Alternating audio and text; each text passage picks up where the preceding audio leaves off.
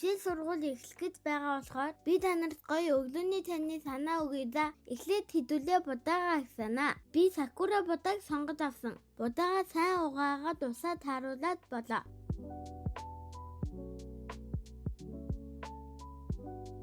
За одоо будаагаа агсаж байх хооронд нь брокколигоо ингээд дидхээ эртнэ. Будаатайгаа холих болохоор сайн дидэглээрээ.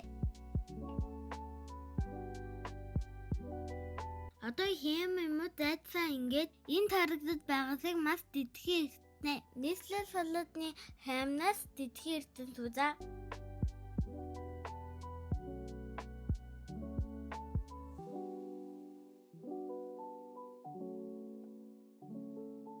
Одоо агсасан будаан дээрээ брокколи хям будаатай холдог далайн байтаа хийгээд ингээд сайн хутгаад өгнө. Дээрээс нь баха минут хийгээд дахиад хутгансуу.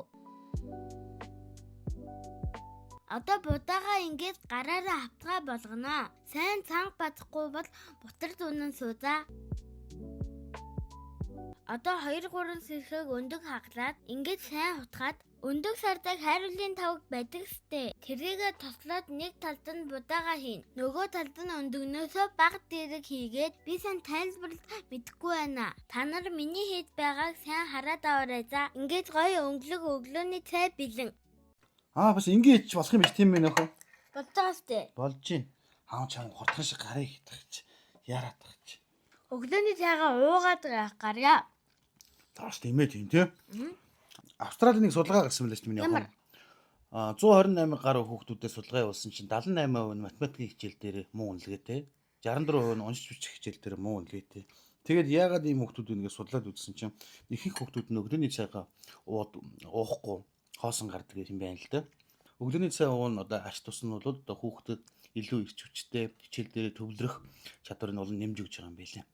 Тэгэхээр миний охин өглөөний цай ингэж хийж байгаа нь зөв юм байна л да. Аав нь яг Миний байгаа зөв байгаа тийм. Би тэнд хэлсэн битээ. Та эсвэл зоон байхад өглөөний цайгаа уудгүй гарсан байх. Яг уухгүй гарах үе байсан бас. Аавынх нь үйл чанга байсан. Одоо үйл шал онд болсон шүү дээ. Тийм ээ миний охин. Сурдан цагаан сакура будаан тарны гэр бүлийн өглөөний цайны нүүрсөөс ихтэлгээг бүрэн хангана. Өглөөний цайнд сакура будаага сонгоод хэрэглээрэй.